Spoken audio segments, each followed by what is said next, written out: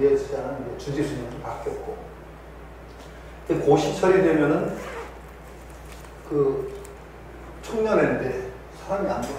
두 사람 앉고 세 사람 앉고. 그렇죠. 고시에. 고시 때 막. 근데 저는 그 양반 청년 회원들이 아주 막 미안해 죽으려고 그래요. 왜냐면 자기들 두세 앉아있다 이거지. 그런데 나중에 끝나고서 얘기를 하는데 그 청년들이 그 얘기를 하더라고. 네, 뭔가요? 이 사람들이 들어가지고. 거기 들어오면 수락 좀 눌려주시면서 하십시오. 제가 어디, 데이 같으면은 지금 이제 다 됐습니다. 다 됐습니다. 그래서 나중에 그 얘기를 하더라고요. 청년회원들이 한 번씩. 저희 자기들은 아주 미안해 죽겠는데, 법회라고 이제 내가 왔는데 두세 사람 앉아있어서 죽겠는데, 선생님 어떻게 100명쯤 앉은 것처럼 얘기를 하세요? 저는 막 그냥 제 얘기하다 보면 막 한 100명 놓고 하는 것처럼 막 그냥 얘기를 하니까 신기하대요. 제 얘기하고 저 별로 잘난 것도 없으니까 두세 사람만 들어주셔도 저는 고맙습니다. 웃으면서 얘기를 했는데 그런 지점이 있고, 뭔가 저는 나름대로 얘기를 하다 보면 제 얘기에 이렇게 쭉 몰두해서 쭉 나가다 보면 이게 입 가지고 먹고 사는 사람들이 이게 특징 같아요. 예전에도 강의를 하다 보면요, 대학 교수가 굉장히 강의를 들어갈 때만 몸이 찌뿌듯하고 막 힘이 들어요.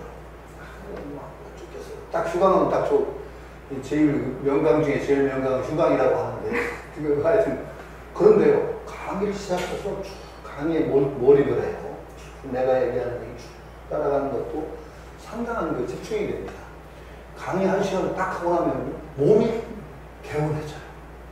몸이 풀리고 그런 체험을 상당히 많이 했어요. 그러니까 이것도 체질 같아요. 말 가지고 먹고 사는 사람들이 그거 안 되면 평생 괴로워할 것 같은데, 저는 그래도 거기에는 그렇게 괴로워하지 않고 쭉 제가 얘기하는 것을 잡아가는데, 그것도 이제 그러니까 나름대로는 선생님한테 배운 게 있어서 이것도 수행이다 이런 생각을 하는 게 뭐냐면, 저는 늘 얘기했듯이 불교 수행은 정예쌍수를 빼면 없다고 제가 계속 강조하잖아요. 정예쌍수.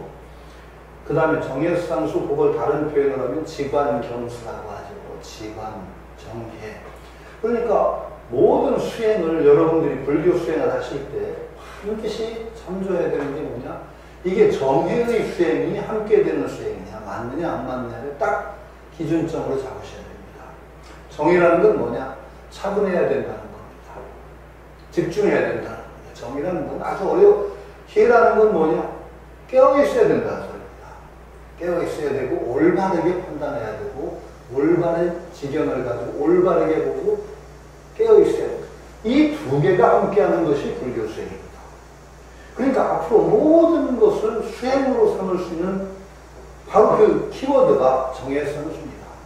여러분들이 앞으로 모든 일상생활에서 수행을 하실 수 있는 키워드는 정예쌍수. 강의를 할 때도 저는 그런 생각을 한 적이 있어요.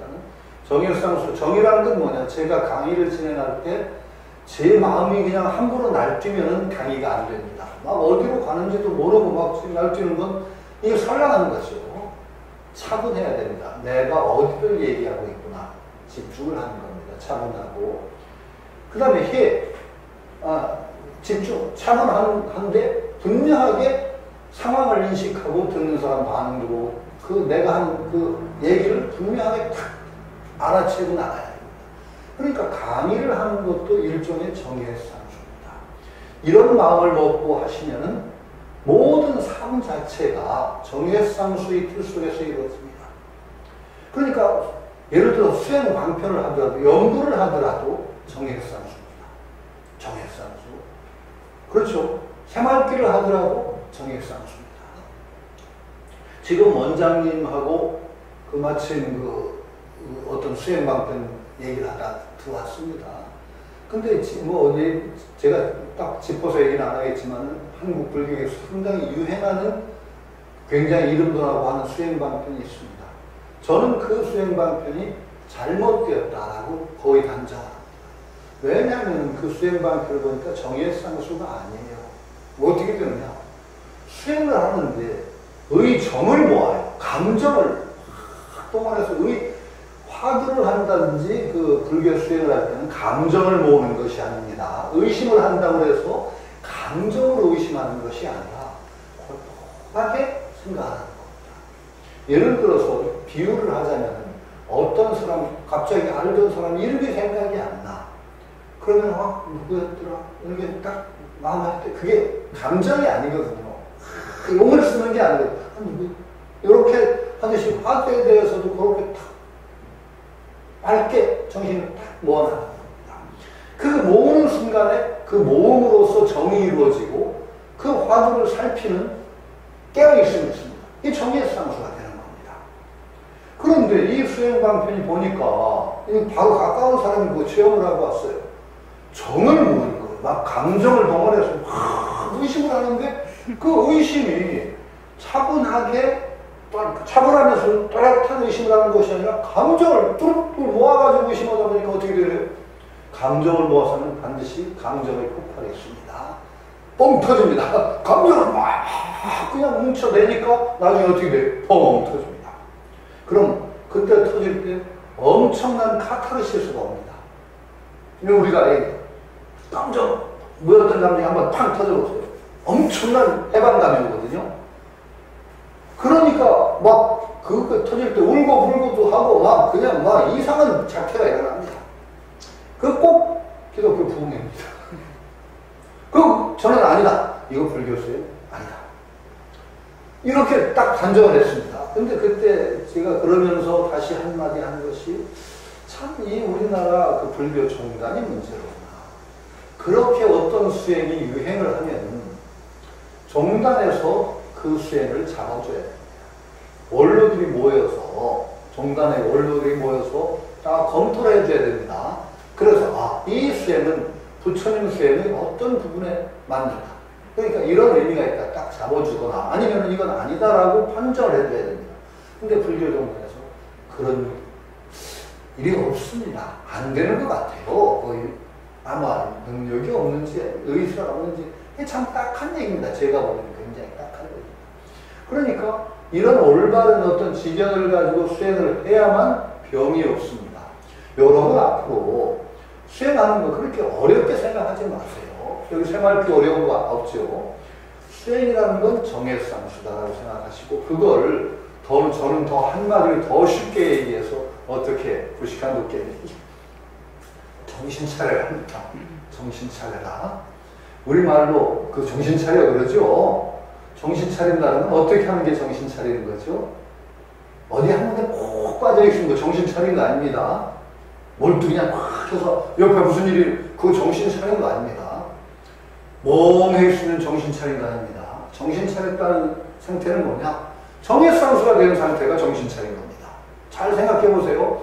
차분하고 집중되어 있으면서도 또렷또렷하게 깨어있어야 그게 정신 차린 겁니다. 여러분 그러니까 수행 어렵게 생각하지 마시고 정신 차리고 살자. 이러면 정해상수 됩니다. 그리고 모든 일상생활에서도 이렇게 생각하시면 됩니다. 그러니까 어려운 수행이 아니에요. 그러니까 일상 속에서 우리 삶의 이 세계가 수행의 세계, 장이 되지 않으면 승부가 안 나요. 이게 제일 불교의 문제가 뭐냐. 수행 따로 삶 따로입니다. 수행을 열심히 해서 뭔가 내공이 쌓인 거 싶으면 좀 세상에 나가서 좀 내공 쌓았던 거 까먹고 아유 이거 내공이 떨어진 것 같아. 가서 기도하고 수행하고 이건 평생을 해야 남는 게 없어요. 왜? 쌓았다 까먹고 쌓았다 까먹고 그게 제가 그걸 까먹기 불교라고 합니다. 절대 까먹기 불교를 하시면 안 됩니다. 그러면 살아가는 만큼 수행이 되는 불자 생활을 해야 되는 게 뭐냐? 앞으로 여러분 삶 속에서 정해상수를 일상하세요. 늘, 네? 그러니까 정신 차리고 사는 거니까 굉장히 도움이 돼요. 내 삶에. 그리고 그게 수행에 딴 거 없어요. 부처님 수행 한 거. 정말 아무리 뒤져보세요. 제 말이 거짓말이 아니라 개정해 사막의 불교 수행은 사막이 수행 전도지 그 사막 외에 없습니다. 나중에 대승불교는 사막이라는 거 말고 육바람일이라는 게 생깁니다. 육바람일. 육바람일에 보시가 들어가고 보시, 지게, 인욕, 성전. 그런데 보시나 인욕이나 이런 게 들어간 건 아마 그 대승불교의 독특한 상황 속에서 그게 굉장히 필요해서 나왔을 거예요. 그러나 사막입니다. 보시 같은 거 남을 돕고 나누고 하는 그 정신이 굉장히 요구가 돼서 보시가 들어가고 아마도 대승불교 하던 분들이 엄청 고생했던 것 같아요. 박해도 많이 받았던 것 같아요. 뭐 이상한 불교 한다고. 그러니까 막 금강경 보세요. 무슨 말이 나오죠? 이 금강경을 얘기한 아니 뭐 남하게 막 경천 가볍게 여기고 막 천하게 여기 구박받는다 소리 쉽게 얘기하면 금강경. 그런 일이 있더라도 이 사람이 뭐 어떻다 그런 얘기 나오죠. 이런 얘기가 많습니다. 대승불교 종교 안에서 새로운 운동을 일으키고 했을 때 얼마나 어려운 상황이 있겠어요. 새로운 소리를 하거든요. 이 종교라는 건 특히 보수성이 강합니다. 그러다 보니까 자칫하면 굉장히 구박받아요. 대승불교 쉽게 퍼진 게 아니에요. 엄청나게 고생을 했을 거예요. 그러니까 그런데 참고 인욕하고 이래야 된다는 거죠. 아마 꼭 그런 건 아니더라도 그런 필요성이 있어서 대기실에 요걸 누르는데 대기실은 요걸 누릅니까? 여기 되면은 죄송합니다. 또 누가 왔고 죄송합니다. 이제 쉽게 없어야 되겠네. 그런데 참 참 좋아요. 아니 코로나가 상당히 우리 삶의 패턴을 바꾸죠. 여기 보림선에 와서 뵐 수 없는 분들이 이렇게 얼굴을 본다는 게, 저 이제 동대 강의교 대학원 강의를 하는데 늘 이걸 하다 보니까 상당히 좋은 점이 있어요. 이게 앞으로 생활 패턴이 좀 바뀔 것 같아요. 그리고 불교는 여기에 빨리 대응해야 된다는 생각을 하죠. 하여튼 어쨌든 간에 여러분 굉장히 귀한 자리예요. 저는 이제 백봉 선생님이 늘 감사드리는 이유, 어떤 저의 남에게 잘 속아 넘어가지 않는 불법을 보면은 바로 판단 기준 같은 걸 주셨어요. 딱 보면은 저건 아니다. 이번에는 뭐 불교 문화라는 한 불교 진흥원에서 나는 잡지가 있는데 거기서 나의 불자 이야기라고 뭐 불교 이야기인가 써달라고 해서 마침 그 얘기 썼어요. 거기다 나 무식한 도깨비라고 하면서 무식한 도깨비 한 얘기 좀 들어봐라 하면서 몇 개 얘기했어요. 그 중에 몇 개 얘기가 거기에 제가 이상한 도깨비 얘기한 게 많아요. 상구볼의 하와중생이라고 하길래 그걸 뒤집어 버렸어요. 하구볼의 상화중생이냐. 왜 보리는 맨날 위에 있어서 그 높은 보리 부에다가 낮은 중생한테 베푸는 식으로 불교하지 말자. 하구볼이 뭐냐? 우리 일상 속에서 깨달음을 봐야 돼. 우리 가까운 여기서 깨달음을 구해야지. 맨날 보리는 고귀한 거라 위에 있다는 생각하지 말고 우리 일상성 속에서 깨달음을 구하는 것이 바로 불교의 정신 아니겠냐. 그러니까 하구볼이다. 중생이 왜 하와중생이냐. 자기가 놓고 중생을 부처처럼 모시고 가야지. 하구볼이 상하중생 하자는 얘기도 제가 무식한 소리 중에 하나고, 그 다음에 제 무식한 소리 중에 아주 제일 사람들이 웃었던 얘기는 깨달음 측정기 만들자고 했어요. 깨달음 측정기 만들자 소리가 왜 나왔냐. 한 소식 했다는 분들은 많은데 왜 그렇게 지혜가 안 나와? 깨달음 얻은 분들이 지혜가 안 나오고 내가 들어도 가슴 통통 칠 소리만 하는 게 무슨 깨달음이 그런 게 있어요? 그게 하도 좀 열이 받아가지고 깨달음 측정기 만들자 했어요.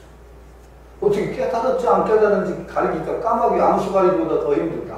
그러니까 깨달음 측정기 만들자. 웃겠죠. 그러고서 또 하나 그거하고 연관돼서 깨달음도 민주주의로 하자고 했어요. 깨달음도 민주주의.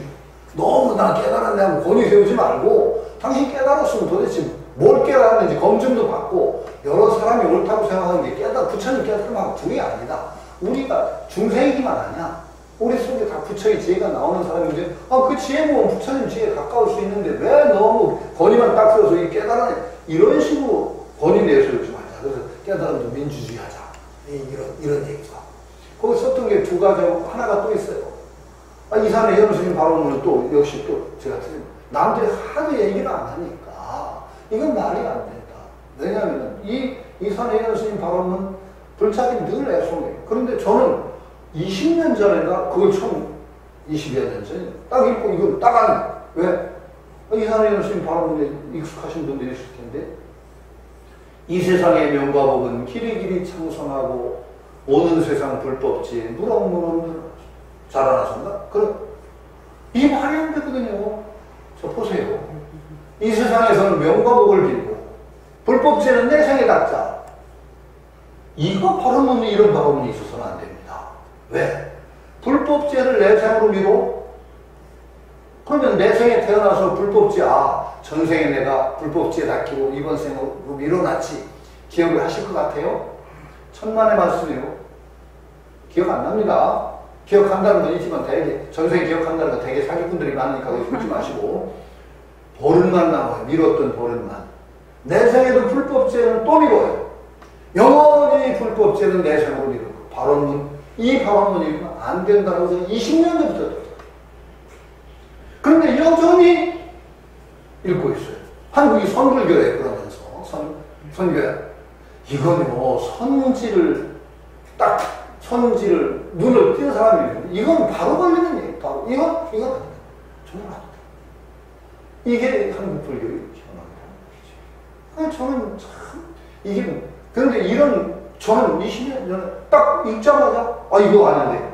그럼 하도 이상해가지고, 바로 원전을 찾아봤어요. 한문으로 원전을 찾아보니까 원전이 같아요. 번역이 맞아요. 그러고 그건 참 이상한 것이, 이산 혜연 스님이라는 누가 없어요. 이산 혜연이 아니에요. 교연이에요. 교연. 중국 스님인 것 같은데 이산 교연 스님인 것 같아요. 그런데 어떻게 해서 그것도 혜연으로 되는지 모르겠고, 그 발언이 그렇게 읽히는 이유, 다른 문장은 다 멋있죠. 아주 감동적인 부분 많아요. 흉년이 든 세상에는 내가 쌀이 되어서 구제하고, 얼마나 감동적이에요. 그러나 100번 감동을 줘도 아닌 게 그것보다 더 문제가 되는 구절이 있으면 안 되고, 그 이산혜연 스님 발언문에 또 제가 읽으면 참 위험하다고 생각하는 이유가 뭐냐? 이산혜연 스님 발언문에 아주 시종일관한 그 분위기가 뭐냐?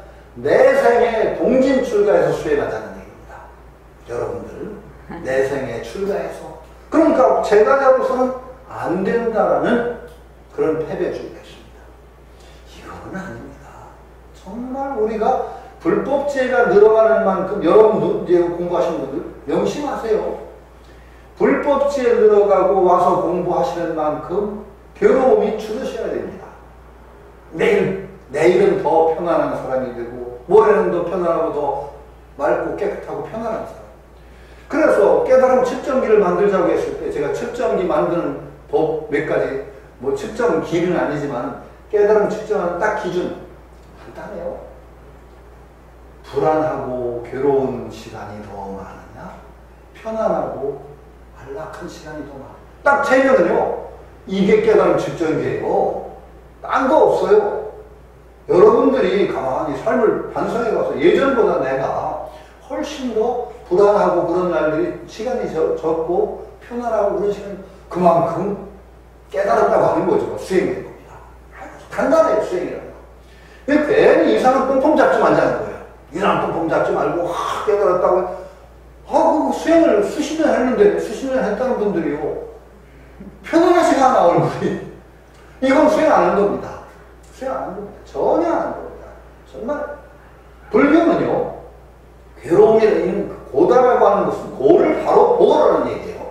바로 고를 딱 보고 그 순간부터 고에서 떠나는 종교가 불교입니다. 고를 바로 보라는 건 왜냐? 바로 보고 바로 본 그 순간부터 고에서 떠나는 종교가 불교지, 고 괴롭구나 하고 괴로움을 껴안고 뒹구는 종교가 불교가 아닙니다.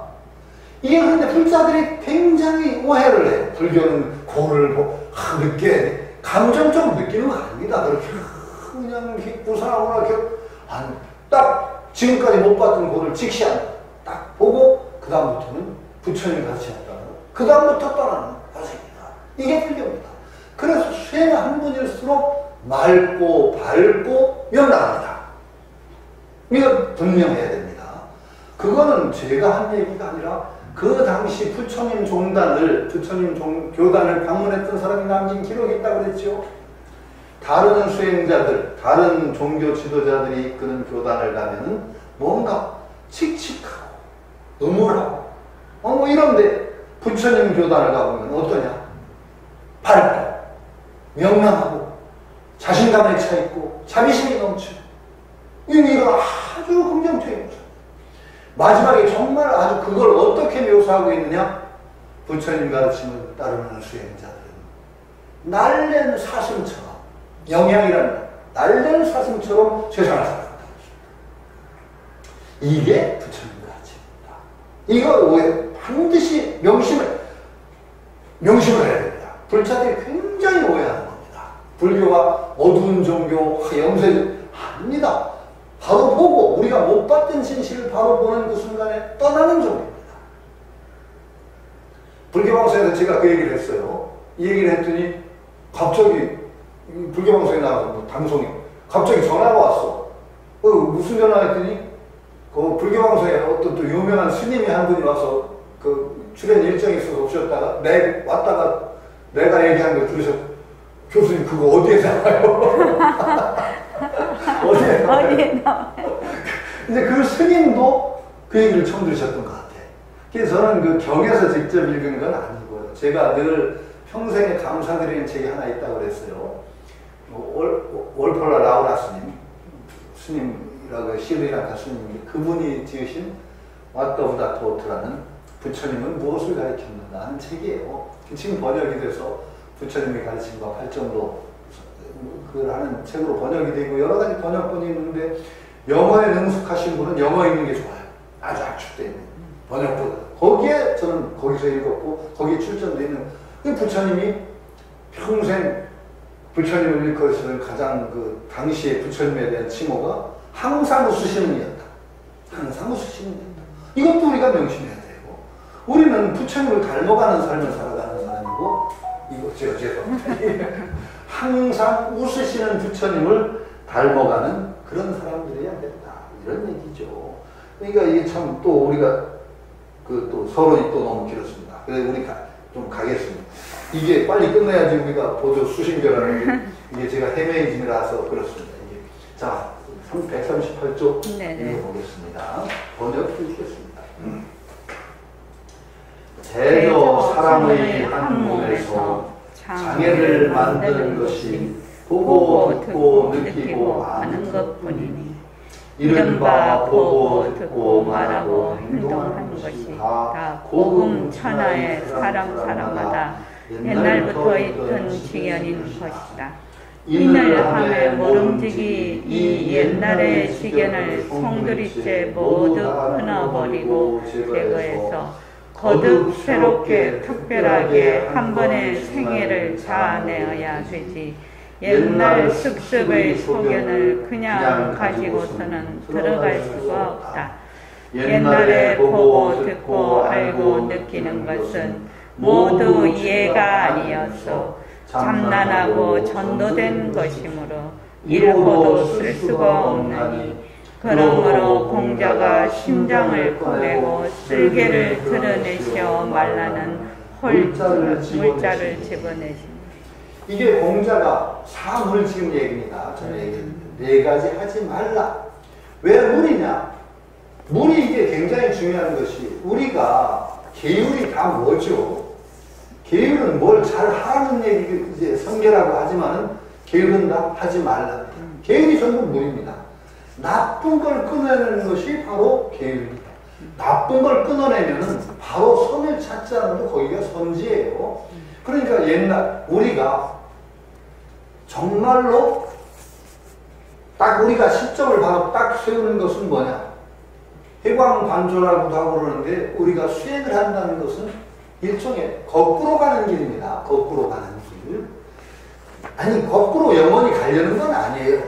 영원히 거꾸로 가려는 건 아닌데 일단 밖으로 내달리는 것을 돌이키지 않으면은 자기가 제자리에서 정말 자기 출발을 할 수가 없기 때문에 일단 끊어야 돼요. 이게 무시가 되면 안 돼요. 그래서 저는 나중에 그것도 이제 놔야 된다고 하지만은 이 딱 과거가 잘못되었구나 이걸 딱 자르면 이 대오각성이라고 할까 이 자리가 없이는 전혀 사람은 새롭게 나갈 수가 없는 겁니다. 이게 그냥 이게 흐리멍덩하면 너무 적당주의로 그게 그거 이거 아닙니다. 우리가 정말 올바른 출발을 할 때는 정말로 딱 정말 자르는 것이 있어야 됩니다. 나중에는 돌아옵니다. 나중에 돌아옵니다. 나중에 돌아오는 것은 나중 얘기예요. 그것도 이제 우리가 알고서 잘라야 됩니다. 물론. 그래서 언제나 한 번은 떠남이 있어야 된다는 거죠. 떠남이라는 게 사실 출가의 정신입니다. 그 떠남이라는 것이. 끊어야 되고 떠난다는 것이 출가의 정신인데 아마도 동성애 다 마찬가지일 거예요. 플라톤의 그 동굴의 비유라는 게 있어요. 서양 철학자 플라톤 동굴의 비유. 동굴 속에 사람들이 앉아있는데 쭉 벽을 보고 앉아있대요. 근데 벽에 바깥에서 들어오는 빛에 의해서 벽에 그림자들이 어른어른 비친대요. 근데 사람들이 그것만 보고 살아. 전부. 그게 이제 진짜인 줄 알아. 근데 한 사람이 의심을 가져. 이게 진짜인 거. 그래서 그 사람은 사람들 그렇게 사는데 홀로 떠납니다. 동굴 밖으로 탈출합니다. 반대로 가는 거예요. 그래서 동굴 밖의 세계를 보죠. 다시 그 사람은 돌아옵니다. 그러나 일단 이것이 전부가 아니라는 자가 그것이 없이는 참된 출발이 없어요. 참된 출발을 하기 위해서는 적어도 한 번의 초세간이라고 할까? 띵이 있어요. 출세간, 초세간의 정신, 이것이 반드시 있어야만 된다는 거예요. 언제나 그래요. 다시 갔다가 돌아오는데 나중에 통합된 세계를 이루더라도 다시 돌아오더라도 그래. 이게 여러 가지로 일어나요. 그런 것들이. 장자라는 책을 보면 장자의 첫머리가 어떻게 시작되느냐. 북명유호 김영일곤 그렇게 시작합니다. 북쪽 바다에 물고기가 있는데 물고기 이름은 곤이라고 한다. 참 황당하죠. 곤지대에 후직이 기쳤냐. 곤의 크기, 곤이라는 물고기의 크기는 몇 천리가 되는지 모른다. 황당하죠. 장자의 물은 황당합니다. 물고기 크기가 몇 천리가 되는지 모른다. 거기까지만 해도 황당합니다. 이 물고기가 화유이죠. 갑자기 물고기가 휙 변해서 새가 됩니다. 새가, 그러니 그 새가, 곤이라는 물고기가 변해서 되는 새가 붕입니다. 붕. 대붕이라고 하죠. 붕조라고 하는. 붕조가 9마리 상고에 떠서 저 북쪽 바다에서 남쪽 바다로 이사를 갑니다. 날아갑니다. 갑니다. 몇 개월을 가요. 몇 개월을 날아가서 남쪽 바다에 도착해서 거기서 또 쉰대요. 그때 뱁새가 그걸 보고 웃습니다. 쟤 뭐 하는 거야? 나는 여기서 조기 날아가기 힘들어 죽겠는데 뭐 9마리 떠서 뭐 몇 개월을 날아가? 이제 그러니까 그게 이제 말하자면 뱁새가 어찌 대붕의 뜻을 아냐라는 비유입니다. 장자를 또 읽으면 어떻게 되느냐? 그때 뭔가 감동이 오는 분들이 있어요. 자, 우리 삶이 붕조의 눈으로 보면 저 위에서 9마리에서 땅을 내려보면요, 꼬물꼬물한 게 막 아지랑이 끼고 한 게 막 그 삶이 그 미물들의 삶이 보인단 말이에요. 그 붕조의 세계가 있고 뱁새의 세계가 있어요. 이걸 떡 읽는 순간에 어떻게 되느냐? 뭔가 사람 마음에서 웅심이 일어나요. 어떤 분들이 일어나, 어떤 분은 안 일어나. 그렇지.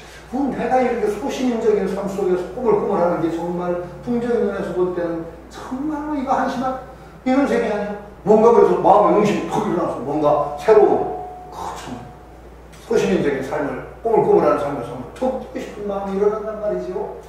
이것도 일종의 발심이에요. 그런데 장자 읽으면서 이런 황당한 소리야 하는 사람은 인연이 없어. 장자하고 이제 인연이 없는 사람들이고. 그런데 그걸 읽고 뭔가 더 느끼는 사람만이 뭔가 자기 현재의 자기에서부터 뭔가 뚝 떨치고 하려는 마음을 내요.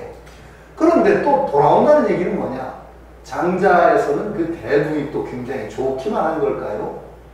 한번 잘 생각해 보세요. 대붕은요, 그 굉장히 불편합니다. 크면 불편한 거 아세요? 뱁새는 아무 데서나 여기 방구석에서도 쉴 수 있고 그런데 대붕 쉬려면요, 그 몸뚱이가 워낙 커서 어지간한 공간에는 쉴 자리가 없어.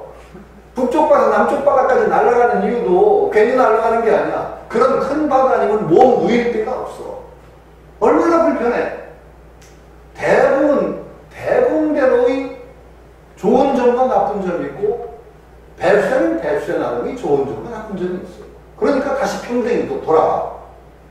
그러나 일단 대붕으로 이 세계에서 툭, 이게 관문이에요. 대붕이라는 것에 의해서 자극을 받고 툭 뛰는 마음이 일어났다. 나중에 그 사람이 알게 돼. 대붕만이 좋은 게 아니로구나. 이것도 하나의 깨달음이야. 그러나 일단 대붕에 의해서 마음이 한번 툭 뛰는 이 경지를 체험한다는 거, 이것이 굉장히 소중하다는 거예요. 장자의 관문이야. 그래서 저는 관문이라고 표현해요. 장자는 나중에 어떻게 돼요? 그렇게 차별을 또 떠나는 게 장자의 세계예요. 학다리 길고 오리다리 짧다 그래서 학다리 긴 다리 오리다리를 이어서 붙이면 학과 오리가 공평하게 행복할까요? 둘 다 불행해지죠? 그렇죠. 둘 다 불행해. 다 있는 자연 그대로가 또다시 행복하다는데 장자는 다시 돌아오긴 하는데 일단 대봉이라는 그것이 있어요. 탁 뛰어야 됩니다. 저는 아주 자기 체험이 제일 소중하죠. 제가 얘기했잖아요. 저는 대봉과 비슷한 건 아니지만은 제가 서울에 재수하러 올라와서 인왕산 자락에서 조그만 방에 살았는데 인왕산 자락에 밤에 올라가서 서울을 그때 봤어요. 서울을 다 보니까요. 서울 그냥 야경을 보니까 불이 수도 없이 많은데 그때 저 구석구석마다 나 같은 인생들이 다 들어앉았고 그렇죠? 자꾸 고속도로 불빛 있는 거보다 나처럼 그런 인생들이 하나씩 들어앉아서 고민스럽게 살고 있겠거니 하는 생각이 들으니까요. 뭔가 대붕이 된 느낌이더라고요. 그렇지. 그러니까 나의 삶 자체를 좀 객관적으로 보면서 뭔가 툭 한번 떠나는 느낌이 들고 나니까 뭔가 좀 삶에 대해서 보는 눈이 좀 편안해지고 이런 것들이 있어요. 그러니까 그런 체험들, 그런데 이 물자가 중요한 이유는 뭔가 일상적인 삶에 그대로 하던 그대로 나가면은 절대로 안 된다는 거예요. 그래서 돌이킴이에요. 딱 끊고 돌이킴. 원효 스님으로 얘기하면은 원효 스님의 진여라고 하면 우리가 사는 세계는 생멸의 세계라는 거예요. 생멸문이라고 해요. 우리가 사는 세계를. 생멸문이라는 건 뭐냐? 크고 작고 낮고 커지고 변화가 있는 거기에 매달려 쓰는 세계를 생멸문이라고 합니다. 네가 조금 잘났고 나는 못났고 뭐 어쩌고저쩌고. 이게 생멸문이에요. 생멸. 그리고 모습 있는 세계. 생멸문 속에서 계속 뜨잠기는 거예요. 갈팡질팡 생사에 뜨잠기는 중. 생멸문이에요, 이게. 수행한다는 건 뭐냐? 바로 진여문으로 가는 거예요. 진여문이라는 건 뭐예요? 차별성을 떠난 것이 바로 진여예요. 모든 차별을 떠난 진여의 가장 근본적인 특징은 차별을 벗어나는 것이 진여. 우리가 수행을 한다는 것은 여기 또 오시오. 대기실에 하나 오시오. 예. 바로 진여로 향해 가는 것이 바로 수행이다. 우리가 언제나. 그러니까 차별을 넘어서는 데는 계속 우리가 수행을 한다는 것은요. 이 차별에 끄달리는 것에서부터 차별이 없는 절대성 이쪽으로 가는 것이 수행이라는 거예요. 자, 그런데 나중에 돌아온다는 얘기는 뭐죠? 진여문에 딱 도달했어요. 진여문에 딱 도달해서 여기가 진여문이로구나 하고 앉으려고 하는 순간에 진여문이 발로 차요. 왜? 진여라는 거의 근본 특징이 뭐라 그랬어요? 차별을 떠난 거라 그랬죠. 여기는 진여로구나. 이건 차별 아니에요? 여기는 진여문이로구나. 저기는 생멸문이네. 이 차별도 가장 근본 차별이에요. 진여문은 앉을 자리가 없어요. 송곳 꽂을 땅도 없고 풀 한 포기 심을 땅이 없어요. 진여문에 딱 도달하는 순간에 진여문이 발로 차요. 여기 앉지 마. 앉을 자리. 그러니까 다시 생멸문이 돌아와요. 그러니까 생멸문과 진여문이 원래 둘이 아니에요. 깨닫지 못한 분에서 생멸문이고 깨닫는 면에서는 진여문. 원래 두 세계가 아니에요. 그런데 진여문에 딱 도달해서 생멸문으로 나온 거하고 그냥 생멸의 속에서 갈팡질팡 뜨잠기는 거하고 같으냐 다르냐? 전혀 다르다는 거죠. 전혀 달라요. 그 이전에 생멸문에 뜨잠길 때는 계속 괴로운 업을 산출하고 진여문에 딱 도달해서 오면은 생멸을 생멸로 굴리는 거예요. 뒷모습을 굴리는 거예요. 절대성을 바탕으로 상대성을 굴린다. 이게 진여문을 바탕으로 해서 생멸을 굴리는 것이요. 그때는 어떻게 되느냐? 괴로움을 낳는 것이 아니라 불세계를 장엄하는 묘한 업을 지어나가는 것이 돼요. 묘한 업을 짓는 거예요. 이제 수행은 딴 게 아니라는 말이에요. 이거예요, 바로. 그런데 일단은 생멸의 세계에 갈팡질팡 뜨잠기는 그것에서 벗어나지 않으면 수행 자체가 이루어지지 않아요. 그러니까 일단 진여문을 향하는 발걸음을 떼야 돼요. 이건 그래서 끊는 데서부터 시작해요. 그냥 일상적인 삶 속에 안주해서 계속 있던 것을 바르게, 잘, 이거부터 시작하자면 계속 떠내려가는 수밖에 없어요. 그러니까 이 물자가 이렇게 중요한 것이다. 과거의 학습, 수거, 이것에 끌려가는 것을 딱 일단 중지하지 않으면 안 되느니라. 그래서 공자가 얘기한 물, 사물, 이것을 이렇게 중요하게 이게 다시 하고 있는 거죠. 그런데 이제 계속 제 얘기, 진여문을 바탕으로 해서 생명을. 그런데 그게 이제 원효스님 얘기는 부사역이라고 했죠. 부사역. 그렇게 해서 진여문에 도달해서 다시 생멸의 세계에 돌아와서 업을 칠 때 그 업은 괴로움을 낳는 업이 아니라 불가사역이라고 했어요. 불가사역. 여러분들은 앞으로 어떤 존재가 되어야 되느냐? 불가사역을 짓는 존재가 된다고 생각하면 돼요. 불교를 믿어나간다는 것은 또, 여기 아니구나. 호스트가, 예. 불가사역을 짓는 존재가 되어야 되는 거예요. 여러분들은 이제 괴로운 업을 짓는 존재가 아니라. 그러면 여기 이제 또 하나 관문. 언제 내가 진여문에 도달해서 불가사역을 줘? 그렇게 생각하시면 안 돼요. 이게 틀을 바로 세우면 돼요. 진여문이라고 하는 건 하기만 하는 것이 아니라 언제나 우리 삶 속에 진여문이 있어요. 정의에 사무소하려고 딱 마음을 정하는 순간에 거기가 진여문이에요. 자, 차별에 매달리고서 거기에 매달려서 갈팡질팡하면 그게 생멸이에요. 제가 가장 일상적으로 드는 얘기가 남녀라는 데 매달려서 남자다 여자다 찌그락거리는 거, 그게 생멸의 세계예요. 그런데 사람이라는 바탕에서는 똑같이 사람이잖아요. 남녀라는 차별이 떠난 사람이라는 바탕에 딱 발을 씌우면 생멸이 남녀라면 사람이 진여입니다. 이런 틀을 가지는 거예요. 우리가 상대성, 절대성이라는 틀 속에서 상대성을 굴린다고 생각하는 순간에 바로 여러분은 진여문의 바탕으로 생멸문을 굴리는 존재가 되는 거죠. 이렇게 생각하시면 돼요. 그러니까 늘 제가 얘기하는 건 아득하게 주는 수행이 안 된다. 늘 우리 일상적인 삶 속에서 진여문을 바탕으로 해서 생멸문을 굴리는, 그래서 여러분들은 괴로운 업을 지어나가는 존재가 아니라 불가사의 업을 지어나가는 존재. 불세기를 경험하는 업을 나날이 지어나가는 그런 존재이고, 나날이 삶 속에서 수행력이 증장되는 존재이고, 그래서 어디 가서 열심히 들어가서 수행한 다음에 내공사였다고 해서 한동안 살다 보면 내공이 떨어졌다고 다시 수행해, 이런 소리 하지 말라는 거예요. 끊임없이 우리 삶 속에서 수행력이 쌓여나가는 존재. 그 수행력이 쌓여나가는 첫 번째가 일단 멈춰요. 일단 멈춤. 그 다음에 과거의 나쁜 습소, 버릇, 생멸의 세계에 갈팡질팡하는 것을 딱 자르고 돌이키는 요 수행이 굉장히 중요하다는 거죠. 아까 얘기한 거, 진여문과 생멸문이 둘이 아니라는 얘기는요, 늘 하시는 얘기는 간단히 언급하고 넘어가거든요. 파도와 물의 비유와 같아요. 파도라는 데 매달려 있으면 그걸 생멸문이라고 해요. 물이라는 바탕을 딱 인식하고 나면 그게 진여문이에요.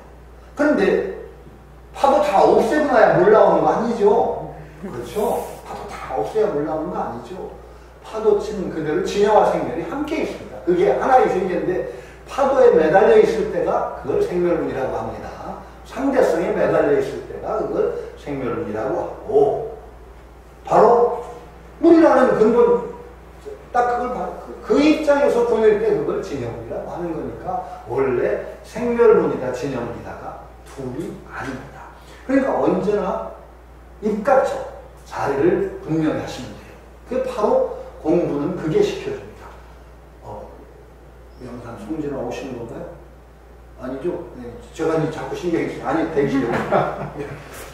그러니까 이제 여러분 지금부터 달라져야 되는 겁니다. 그러니까 방향을 트는 거예요. 이 방향 틀이 없으면 절대 이루어질 수 없으니까 방향 튼다는 건 일단은 한번 과거의 나쁜 습속 자르고 다시 새로운 업을 일으켜 나가는 그런 것이다 라고 하는 것을 읽고 넘어갑시다. 그 다음에 142쪽으로 갑니다. 원문부터. 140쪽. 140쪽. 네. 물은 금지하고 명령해서 몰아내고 쫓아버리는 말이다. 말하자면 다만 옛날에 보고 듣고 말하고 행동 모두 다 제거하고 끊어서 전적으로 두 번 다시 범하지 말 것이니 두 번 다시 범하면 곧 도적이 된다. 이것은 가장 엄검하는 명령이다. 안자는 한 번 들음에 당장 문득 알아서 드디어 총명을 무너뜨리고 지체를 물리쳐서 일체를 제거하여 홀가분하게 앉고 앉아서 잊어서 더 이상 잊을 수 없는 자리에 도달하여 몸을 비춰 뛰어 일어나며 일체의 견문 지각이 옛날 때의 사람과 전혀 같지 않고. 참 이 어른도 참 삼규에 박통하신 투가 참 나와요. 그럼 끊어서 물러나야 되는데 이게 전부 요 속에요. 주소도 다 제가 읽지 않으니까 근데 미리 설명을 하는데요. 다 여기에 다 전거가 있는 얘기입니다. 끊어서 전적으로 두 번 다시 범하지 않는다. 아내의 특징은 아내를 이제 어떤 딴 사람이 물었어요. 공자한테 선생님 제자 중에 그 혹시 배우기를 좋아하는 사람이 있습니까? 그러니까 공자가 대답을 합니다. 배우기를 좋아하는 사람. 평범님은 정말 무서운 질문. 배우기 좋아한다는 것처럼 훌륭한 건 없으니까. 그러니까 공자가 뭐라고 해요? 유 아내자화. 아내라는 사람이 배우기를 좋아했어. 아내라는 사람이 배우기를 좋아했습니다. 그래서 불천노 불이과 불행단명사. 그런데 불천노 불이과는 뭐냐? 노여움을 옮기지 않았고 여기서 노여운 것을 딴 데로 옮기지 않았단 말입니다. 노여움을 옮기지 않았고 불이과 같은 허물을 두 번 범하지 않았어. 불행단명 뒤에가 있어요. 불행단명 사이 불행하게도 명이 짧아서 죽었습니다. 지금은 죽어서 없으니 그 민문화학자 그 뒤로는 내가 정말 배우기 좋아하는 사람을 듣지 못했어요. 이거 끔찍한 얘기입니다. 그런데 여러분 이걸 무섭게 들으셔야 돼요. 아내가 그렇게 극찬이에요. 아내에 대한 불천노 불이과 불행단명 사이인데 배우기 좋아하는 것의 특징을 노여움을 옮기지 않았다. 이게 여기서 노여움이라는 건 저기로 옮기지 않았다. 이거요 간단히 표현했지만 이게 불교 공부입니다. 우리는 감정이 딱 일어나면 그 파도가 계속 일어나죠. 안에 끊어지고 딱 거기서 느끼면 딱 노여움이나 감정이 없으면 그건 목석이에요. 그렇죠. 목석 불교 공부하는 건 목석되는 거 아닙니다. 부처님도 괴로움 느끼셔요. 아니 부처님 괴로움 안 느끼셨다 그렇게 하지 마세요. 아니 그건 쌍욕다니까 그 자바 환경이죠. 자바 환경 같은 경우는 바로 나옵니다. 부처님이 발가락을 다치셔서 괴로우셨다. 괴로운 겁니다. 느끼지 않으면 부처님 그 목석이죠. 근데 바로 그 괴로움에 빠지지 않고 그 집중과 성적으로서 그 괴로움을 그냥 물리친다고도 말할 수 없지만은 그럴 뿐이지 안 느끼는 거 아닙니다. 안에 무서운 얘기가 불천노 딱 일어나요. 마음이 일어나. 거기서 끝납니다. 쫙 파동치는 게 아닙니다. 불교수행의 요체입니다. 사실은 이게. 제가 아주 즐겨 듣는 예 있잖아요. 불교 수행자. 왜 종치는 그 시험. 종 땡치면은 브라만교 그 힌두 교수, 여기는 반응이 없죠. 종이야. 지금 11초도 모르는 수행을 하는 그들은 중심이니까 반응 없습니다. 사람, 일반인의 종치는 뇌파 땡치면은 반응이 일어났다가 막 지글지글 끌어. 옛날에 학교종이 땡땡 친다가 생각나고 그 우리 학교 종은 누가 였어 먹었을까 뭐 그냥 이게 우리 이제 일반인들의 뇌파 반응이에요. 불교 수행자의 반응. 땡 치는 딱 반응이에요. 종소리 끝나면 반응으로 끝나요. 땡 치는 딱 반응. 종소리 끝나면 반응 끝나요. 이게 불교 수행자의 뇌파라는 거예요. 무서운 얘기입니다, 이거. 여러분 수행의 요체가 바로 여기에 있습니다. 이게 바로 나중에 그 윗바사나 수행도 바로 그래서예요. 각찰이라고 하죠. 딱 알아차림. 딱 알아차림 하면은 감정의 파도랑 생각의 파도가 쭉 이어나가는 것이 딱 좀 알아차리면 그래야 되는 거예요. 그러니까 아주 수행의 요체를 알면 다 일관된 맥들이 있어요. 수행 그렇게 하는 겁니다. 불천로, 그렇게 불천로라는 표현을 했지만 바로 마음이 거기서 딱 끝납니다. 그 다음에 더 무서운 건 불이 와요. 아유, 나 끔찍해. 같은 잘못 2번 안 했대요. 아이고, 저 같으면 이것이 부끄러워서 정말 지하로 들어가고 싶은데 수없이 반성하고 또 잘못하고 또 잘못하는 저 같은 사람은 이거 정말 지하로 들어가고 싶은 생각이 나. 이게, 그러니까 아내가 아성이라고 불리는 이유가 있단 말이에요. 아성. 성인에 버금간다고 했죠. 아성은 아내예요. 그래서 불천로 버리고 가요. 이게 무서운 거예요. 그러니까 2번 다시 범하지 말 것이냐 하는 얘기는 바로 아내의 예를 살짝 들면서 2번 같은 잘못 범하지 말. 그러니까 우리 할 수 없어요. 여러분 같은 잘못 2번 범하지 않을 자신 있으세요? 여기 이 스님도 이거 대단하셔. 2번 다시 보면 곧 도적이 된다. 이거 여기 넘어가겠습니다. 우린 다 도적 좀 됐어요. 할 수 없어. 그런데 그때마다 그냥 그런 의식만 들어요. 아이고 또 그랬네. 그러고 후회하시면 돼요. 또 뭐 반성하고 계속 반성 안 하는 게 문제지 반성하면 언젠가 고쳐지겠지. 저는 그렇게 생각합니다. 반성하고 가는 거예요. 우리는 그럴 수밖에 없어요. 그런데 저는 후렴구 붙이지 말았는데. 네? 후렴구를 붙이지 말라고. 후렴구? 예. 아이고 내가 또 이게 잘못했네. 아이고 또 잘못했네. 이 후렴구 붙이지 말고 붙이지 말고. 네. 맞습니다. 그것도 후렴구 자꾸 후렴구 붙이면 그것도 그게 또 이게 거의 가생상품이 또 네, 또 가생상품이 나오니까 그 알면 딱 그게 사실 고쳐나가는 왕도 같습니다. 아주 중요한 후렴구 붙이지 마. 그래서 안사는 참 그 한 번 들음에 당장 문득 알았다라는 것은 그 참 아내가 그 논어에 나오는 아내의 칭찬 참 많아요. 공자가 정말로 아내는 끔찍하게 칭찬을 해요. 끔찍하게 칭찬할 수 있었던 이유 중에 하나가 일찍 죽어서 일찍 죽었기 때문에 더 아까웠던 것 같아요. 그러니까 나 정말 그 아내라는 사람이 살아있으면 어디까지나 정말 상상이 안 될 정도로 뛰어났다는 얘기도 하고 아내가 죽었을 때는 공자가 정말 통곡을 합니다. 통곡을 해요. 그러니까 제자들이 선생님 통곡을 하시더군요.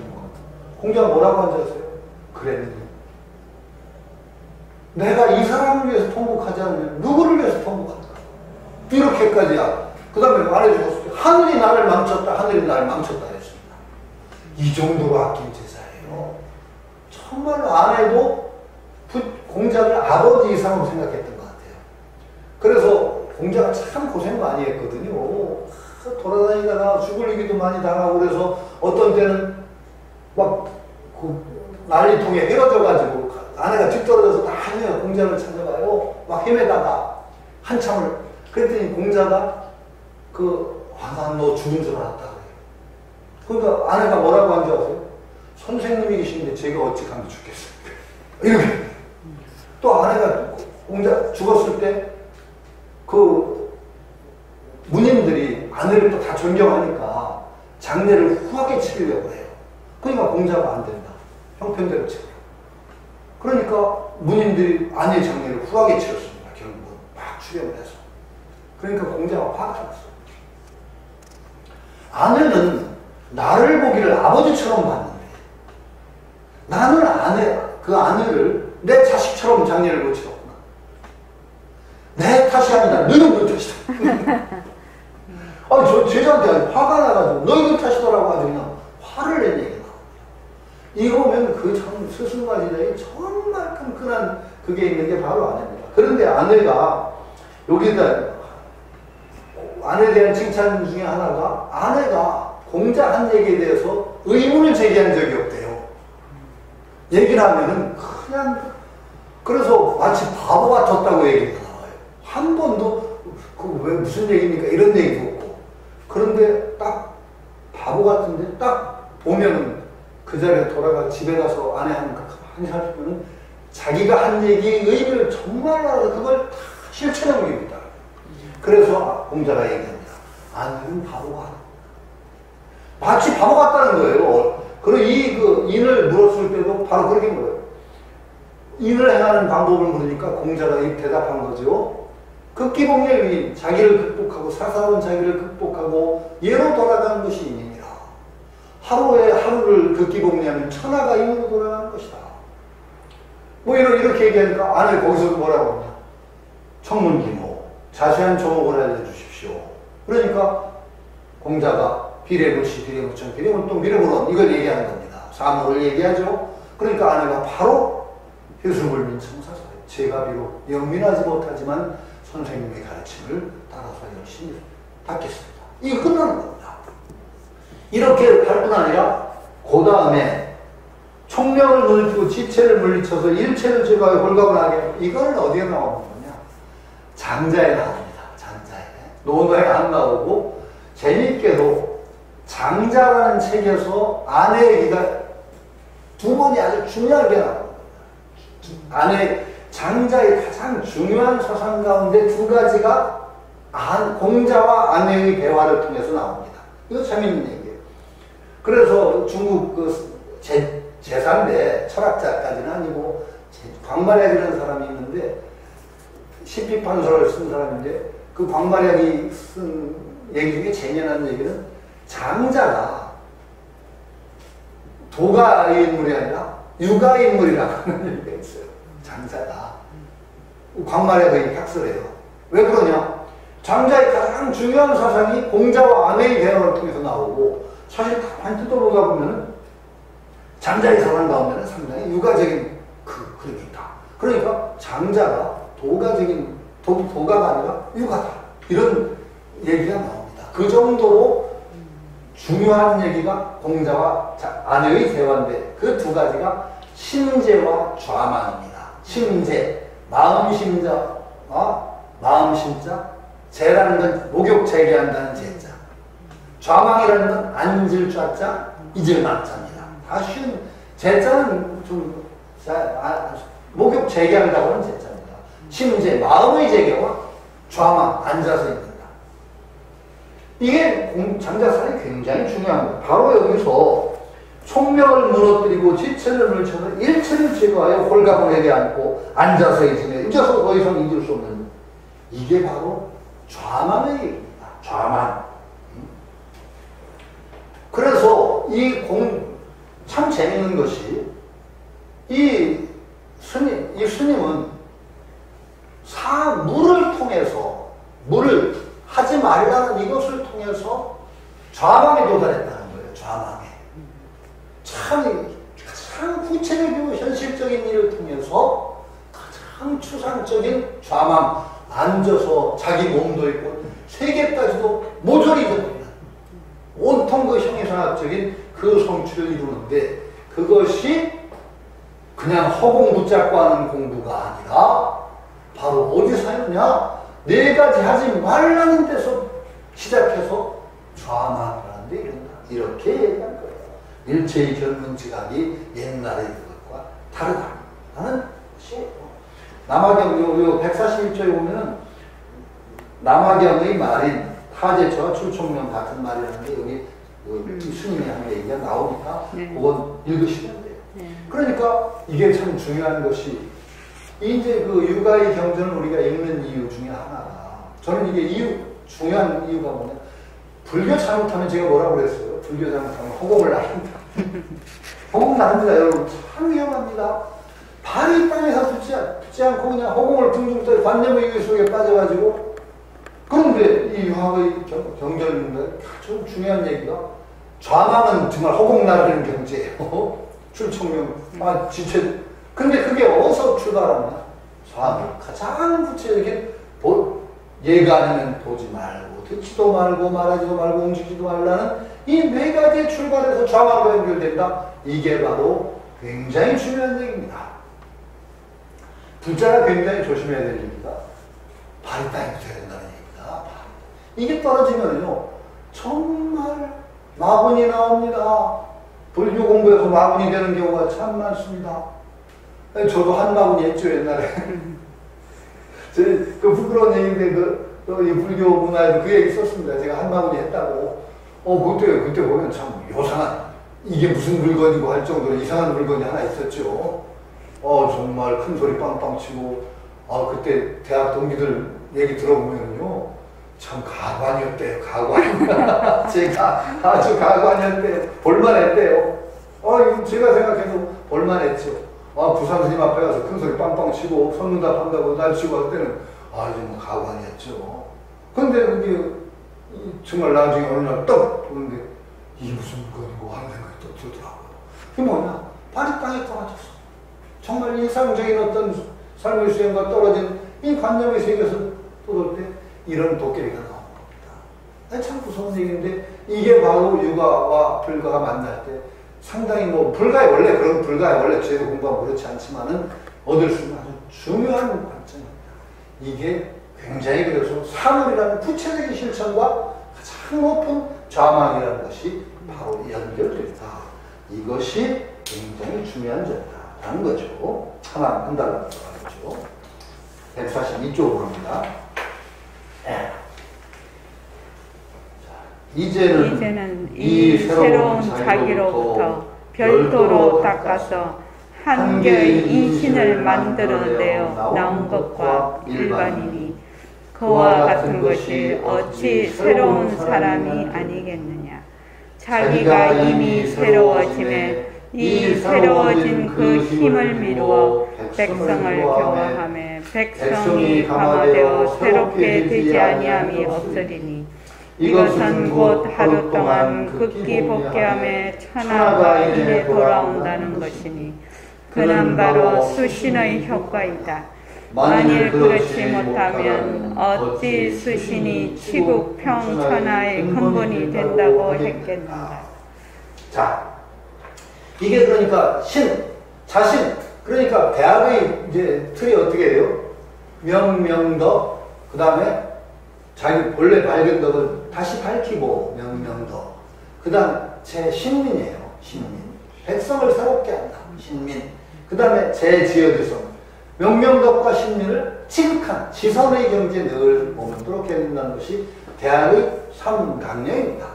그 이제 그러니까 자기가 새롭게 되어서 이것이 자기가 우선 새롭게 되는 백성을 새롭히죠. 신민이라고 두 번째가 명명덕, 이걸 통해서 자신입니다. 자기가 새롭게 됩니다. 그러니까 덕을 밝힐 뿐이 아니라 일상적인 어떤 행위를 통해서 자기 행동결지의 어떤 올바른 원칙이 생기는 거예요. 그러니까 올바른 원칙이 생기면서 새롭게 태어나는 자기가 되죠. 새로운 자기가 되고 그 영향이 바로 백성에게 옮겨서 근데 공자는 참 이거 선호하듯이 하루만 극기복리라면은 천하가 인해 돌아온대. 천하가 인해 돌아온대. 이건 선법문 아닙니까? 해결 못할 것 같아요. 보세요. 유마경에 나와요. 유마경에 보면은 미륵보살이 유마고사한테 혼나는 대목이 있어요. 미륵보살이 수기를 받았다고 하는 거지. 이제 그래서 불태전의 본문을 이제 불태전의 경지를 얘기하니까 유마고사가 나와서 수기를 어떻게 받은 거야? 그죠? 거기에 바로 나와요. 과거라는 것도 죄가 없고, 현재라는 것도 죄가 없고, 미래라는 것도, 금강경에 과거신 불가능, 현재신 불가능, 미래신 불가능이라고 하는데, 시간이라는 건 도대체 어떤 우리가 무한한 흐름 속에 정치가 본 것에 불과한데, 어느 시간에 수기를, 성불을 이룰 것이오, 당신. 그리고 성불을 한다, 수기를 받는다고 하니, 당신이 수기를 받는다는 것은 진여를 이룬다는, 부처가 된다는 건 진여성을 이룬다는 것은, 진여는 차별이 없는 것이오. 당신이 그 수기를 받아서 성불한다면 모든 중생이 다 성불에 옳지 않소. 당신만 성불한다는 게 말이 돼요? 딱 나옵니다. 딱 나옵니다. 자, 미륵보살의 수기를 받고 성불한다면 온 중생이 다 성불해야 된다는 겁니다. 맞습니다. 이게 원론적으로. 여러분 그러니까 다 미륵보살이 성불하시면은 여러분 다 성불하십니다. 수기 다 받으셨어요. 거기다 유마경 이야기를 제가 쓰는데 무식한 도끼에서 계속 써야 되니까 다 수기 받았다고 썼습니다. 우리도. 유마고사가 확던했다. 그래서 그 뒤에 바로 그 지세보살이 마왕파순이 얘기가 나오는데 마왕파순이 얘기가 그냥 마왕파순이 둘이 성불시키자고 했습니다. 마왕파순이는 수기를 줘야죠. 그렇죠? 마왕파순이는 마왕이라고 해서 성불 못할까요? 해야 되죠. 그런데 수기를 주더라도 좀 늦게 줘. 몇 아승직업을 거쳐서 성불할 거라고 하면 되잖아요. 되는 거죠. 아, 불교는 성불 못하는 중생 없잖아요. 마음 파수는 중생 아니에요? 중생이죠. 그럼 성불해야죠. 그걸 보는 게 불교입니다. 저는 사탄하고 달라요. 기독교의 사탄은 없애야 되는 존재고, 불교는 그러는 존재 없어요. 마음 파수는 귀여워요. 상당하는지도. 그냥 지세보살을 꼬시려고 자기, 뭐, 12,000명인가 1,000년을 갖다 바치고 타락시키려고, 지세보살이 안 받으니까, 이마고사 가서 나달라고. 여기 막 줬다가 확 감화되니까 도로 달라고. 내 천년을 도로 달라고 또 땡깡 부리고. 뭐, 하여간 귀여워하는 짓이. 그러니까, 불교의 그 파수문이나 마음하고 기독교의 사탄은 완전히 달라요. 그러니까, 마찬가지로 미륵보살 수기도가 성불하면 바로 우리도 다 성불합니다. 한 사람이 극기복 내서 이 귀인하면 모든 사람들이 원론적으로 천하귀인이에요. 근데 이거는 이제 물론 공자는 그렇게 얘기 안 하실 거예요. 인의 공효가 한 사람의 수량의 공덕이 그렇게 천하에 확 미친다. 엄청나게 빠르다는 것을 공자는 역설적으로 얘기했을 가능성이 더 많은데 선 법문으로 얘기하면 한 사람이 인해 돌아가면 천하귀인이 맞아요.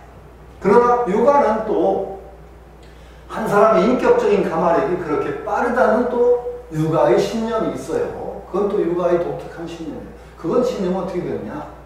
맹자가 한 말인데 맹자가 공자가 했다는 말로 하면서 인용을 한 말이 있어요. 덕이 쫙 가마가 이루어지는 것이 덕지유행이 속어치의 전명이라고 그랬어요. 속어치의 전명이라는 뭐냐? 옛날에 가장 빠른 통신수단이 옛날에 뭐였어요? 가장 빠른 건 봉화예요. 봉화는. 근데 봉화는 대충 신호만 하지 자세하게 못 전하는데 옛날에 가장 빠른 교통수단은 파말말입니다. 말로 소식 전합니다. 맹자 표현에 의하면은 덕의 가마력이 쫙 천하에 퍼지는 것이 파말말을 띄워서 소식 전하는 것보다 더 빠르다 그랬어요.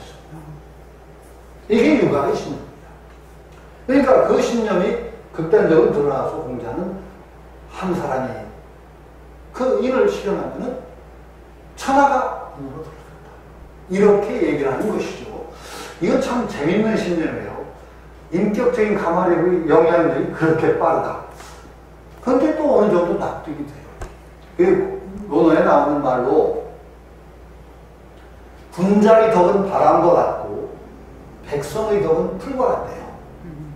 풀이로 바람이 불면 풀은 자연히 바람 부는 방향으로 다 쏠려요. 이게 그러니까 천하귀인이에요. 인격적인 가마력이 딱 위에 있으면 쫙 풀이 바람에 눕듯이 천하귀인. 이 아마 표현이 나온다고 봐요. 그런데요, 이 말 맞아요. 지금 현대에 있어서도 맞아요. 대통령이 하는 존재가 별거 아닌 것 같아요. 엄청난 영향을 미칩니다. 확 바뀝니다. 장이 바뀌면 기본적으로 밑에는 싹 바뀝니다. 장이 무서운 게 그래서 무섭습니다. 그리고 장이 책임을 져야 되는 이유도 그래서 져야 되는 겁니다. 저는 정말 제일 싫어하는 장, 부하가 해서 나 모른다는 사람. 그러면 왜 장을 해? 원래 장이라는 건요, 부하가 한 일을 다 자기가 책임지어서 하는 거예요. 근데 부하 직원이 잘 모르겠다. 예전 정권에 바로 안기 부장이 그랬어요. 국정원장이 댓글 파동 일어나니까 부하가 잘 모른다. 그거 화가 나가지고 그다음에 박근혜 씨도 비슷한 얘기를 하더라고. 자기 책임 아니라는 식으로 그걸 나중에 그 박근혜 씨의 그 화법을 유체이탈 화법이라고 하는 말로 나왔어요. 박근혜 씨 뭐 여러 공부가 있겠는데 특이한 화법이 있어요. 유체이탈 화법, 자기가 속 빠지는 거. 근데 그건 저는 정말 찬동 못해요. 그런 식으로 하면 난 대통령 한다. 잘못하면 나 부하가 했다고 하면 되잖아. 그게 아니에요. 절대로 그게 아닙니다. 장이 어떤 방향성을 하느냐에 따라서 쫙쫙합니다. 정말 무서운 얘기예요. 천하귀인이란 말이 저는 맞다고 생각하고 요즘은 매스컴이 발달해가지고 더 빨라요. 속어치의 전명이 아니라 텔레비 타고 쫙 때려지는데 유튜브 타고 쫙. 그래서 어디에 장을 하려는 사람은 엄청난 책임의식을 가져요. 엄청난 책임의식을. 모든 것이 내가 하나 행동거지 하나하나가 다 표준이. 장을 맡은 사람은 조금 돈을 밝히고 돈에 끄덕거리면 부하가 먼저 먹습니다. 무서운 거예요. 그건 속이지를 못해요. 그러니까 속어치의 전쟁이라는 말이 맞고, 파발말 띄워서, 요즘 파발말이 아니라 정말 뭐 세계가 안 보여요. 그래서 지도를 잘 뽑아야 됩니다. 진짜 잘 뽑아야 됩니다. 근데 저는 정치적인 얘기는 좀 하기 싫은데, 근데 지도자를 뽑는 데 품위는 좀 있었으면 좋겠어요. 왜 근데 요새 지도자 한다는 사람들이 품위가 없어. 근데 좀 양아치 같은 짓은 좀 하지 말아야지. 그래도 일국에 그래도 대표가 되겠다는 사람 아니에요. 행동거지 하나 조금 품위를. 저는 저 미국의 국격이요. 트럼프 때문에 격이 하나 내려갔다고 생각합니다. 왜? 그 양반 뭐 잘잘못이 있겠죠. 그러나 일단 너무 품위가 없었어. 그렇잖아요? 품위 있었다고 생각하는 분이 있어, 트럼프가? 그건 아니잖아. 적어도 그 점에서는 품위를 떨어뜨리고 국격이 떨어졌다고. 저는 좀 품위를 좀 지켰으면 좋겠다라는 생각을 해요. 그 전번에 뭐 법보신문에 뭘 글 써달라고 하는데 그 얘기 썼어요. 우리가 정말 지도자에 잘 뽑아야 된다. 왜? 한 사람의 영향력이 얼마나 크고, 그게 모든 수십만, 수천만을 괴롭게도 할 수 있고, 즐겁게도 할 수 있는데, 불자들이 정치의식이 너무 없다. 너무 없다. 그 불자들 정치적 영향력을요, 불교 인구수의 반의 반도 안 봐요, 정치인들이. 불자들이 아무리 많아도 정치적 영향이 없다. 근데 그 불자들이 살아갈 거 아니에요. 왜? 불자들이 의식이 없어서 그래. 불세계를 생각해야 돼, 불자들이. 불세계는 뭐냐? 아직까지 저 세계다 세울 게 아니라 지금보다 조금 나은 세상을 세워나가는 게 불세계 되는 겁니다. 그렇죠? 오늘보다 조금 더 나은 세상. 그럼 여러분들은 계속 내 한 번 가지고 안 돼요. 연기잖아요. 세상이 결국 내 어떻게 나 혼자 편해. 그러면 불천인 정신에 봐서 이 세상은 뭔가 요거는 안 맞다. 그러면 나는 적어도 부처님 관심을 따르면 이런 세상이 좋겠다라는 생각을 꾸준히 해야 돼요. 그러다 보면요, 정치인의 행태가 보여요. 저건 아닌 것 같은데. 그러면 그런 의식들이 모이다 보면 요즘은 또 유튜브도 있고 그래서 여론 모으기 너무 좋아. 꼭 하나의 경향을 띠라는 얘기가 아니야. 그런 의식들이 불자들이 소리에서 툭툭툭 나오다 보면 그것들이 자연히 모여요. 그러면 불교가 정치에 영향을 끼치게 해요. 불자들의 의식들은 되게 어느 불자기 때문에 또 고중에는 또 통일되는 것도 생겨요. 그러면 정치인들을 바꾸는 힘이 된다는 말이죠. 이렇게 돼야 되는 거예요. 근데 불자들이 정말 의식이 없어요. 그러니까 불자들 뿐이 아니라 나 대학에 있을 때 학생들한테 맨날 야단치 있는 얘기가, 너희는 좀 생각하는 거, 나는 어떤 세상에 살고 싶은가를 가끔은 좀 생각해라. 나는 이런 세상이 좋겠다. 불교는 불자도 마찬가지예요. 그래야만 그런 생각들이 모여서 불세계가 이루어지는 겁니다. 그냥 불세계 안 떨어져요. 절대 안 떨어져요. 우리가 생각하는데 어디서 불세계가 와요? 부처님, 그래 적어도 불교 믿는 사람은요, 조금 달라요. 생각들이. 환경 문제를 보더라도 좀 달라요. 그렇죠? 계율정신에 의해서 뭔가 좀 달라요. 그래서 정치적인 감각도 달라야 돼요. 정치적인 감각이 어떻게 달라야 되냐? 기독교적인 관점으로는 사탄이라는 존재가 있어서 저거 악이다 그러면은 타도해야 돼. 이게 기독교인의 정치인이 되고 비슷하게 나가요. 불교는요, 그런 거 없어요. 사탄 없어요. 파순이도 제가 아까 선물 시작을 했죠. 제가 손오공 어른에서 여기 제처에 아주 심조에 얘기한 얘기 뭐예요? 거기 아주 재미난 얘기 대목이 있어요. 손오공이 흑풍요괴하고 싸우다가 하도 힘이 들어서 영 불복이 안 돼. 관세음보살님을 모셔서 이제 그 불복을 이제 원군으로 모시고 온단 말이에요. 관세음보살님이 막 이제 원군으로 오다 보니까 뭐 어떤 도사가 가는데 요괴야 보니까 도사로 변장을 했는데, 근데 이게 지금 때려잡으러 가는 요괴 친구 요괴야. 그 요괴 친구가 이제 그 흑풍요괴한테 가면서 금단을 선물로 가져가고 있어. 그 손오공이 단단히 그 요괴를 때려 죽이네요. 그러고서는 그 요괴를 터치하는데 꾀를 내는데 손오공이 금단으로 변하고 금단. 관세음보살이 요괴로 변신을 해. 그래가지고 요괴 친구로 변신해서 요괴 속으로 들어가서 손오공 금단으로 변신한 손오공을 먹이는 거예요. 그 손오공이 요괴 뱃속에 들어가서 다리를 지니까 요괴가 깜짝 못하고 항복을 하는 대목이 있는데 재미난 얘기죠. 그때 관세음보살이 요괴로 변하니까 손오공이 농을 치는 거예요. 농담. 요괴가 보살로 변한 건지 보살이 요괴로 변한 건지 잘 모르겠네요. 아니 그러니까 관세음보살이 뭐라고 한 줄 아세요? 그때? 요괴니 보살이니 다 한마음이라고. 무서운 얘기예요. 관세음보살 얘기. 요괴니 보살이니 다 한마음에 달린 것이다. 이게 바로 불교예요. 그러니까 나하고 달라서 요괴 아니에요. 한마음에 달린 거예요. 그리고 그 요괴, 흑풍요괴 결국 골복씨는 어떻게 한 줄 아세요? 관세음 손오공이 죽이려고 했더니 잠깐 자가 금기가 괜찮다. 잠깐 길 잘못 들었지. 들어가봐 보타낙가산 관세음보살이 거시는 보타낙가산 산지겼어요. 이거 요괴 가문에서 보살 가문으로 호적 제가 변하는 거예요. 아니 서유기 보면은요, 그 요괴가 호적이 변해서 보살 가문으로 온 게 굉장히 많아요. 이게 불교예요. 적어도 이런 관점을 가진 불자들이 정치적인 어떤 논쟁이나 이걸 보는 거하고 사탄 있다 하고 하는 관점에서 딱 그 악을 커버해야 된다는 관점에서 세상을 보는 사람하고 눈이 같겠어요? 다르죠. 그런 의식들이 결집이 돼야 된다. 자꾸 모이다 보면 정치도 달라지죠. 사람도 달라지죠. 이게 바로 불색이 건설이에요. 불색이 아득한데 건설하는 게 아니라 우리가 사는 세상은 내가 있으면 조금 더 나은 세상을 만들어가는 그게 불교지. 아득한 불색이 100년 연불한다고 해서 올라야 뚝 떨어지는 거 아니거든요. 그러니까 이게 정치, 이게 가마레비 정말 무서워요. 정말 무서워요.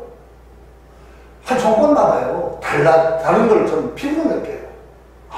저 사람이 되더니 요게 변하고 또 이런 게 나쁜 점이 있고 이런 게 그 좋은 점 나쁜 점을 가려서 비판해야지 되는데 지금은 이제 기독교적인 정치판이에요. 이게 왜 그러냐면 저런 나쁜 놈이 나오면 다 나빠 그냥 사탄이야 그냥 거의 요즘 하는 말 문바가 있고 이건 도대체 말이 안 돼. 다 좋아 다 나빠. 세상에 어떻게 그런 게 있습니까? 그런 일 없습니까? 세상은 그런 일이 있을 수 없는데 바로 그 관점이 기독교적인 것은 아니고 왜 나왔느냐? 사실 원흉은 남북분단 때문에 나왔어요. 남북분단이 몇십 년 계속되면서 이 정권이 북이라는 존재, 나와 다른 북을 역으로 만들어야 돼요. 인정하면 절대 안 돼. 그러니까 미승기 김일성을 몽둥이로 때려잡자 그러면서 그 나하고 다른 존재에 대한 극렬한 증오감을 계속 부추겨온 게 몇십 년이에요. 그러니까 우리 의식 속에 그런 나와 다른 존재에 대한 그 증오감을 불러일으키는 의식들이 꽉 들어찼어요. 그게 다 정신병자들이에요, 사실 한국.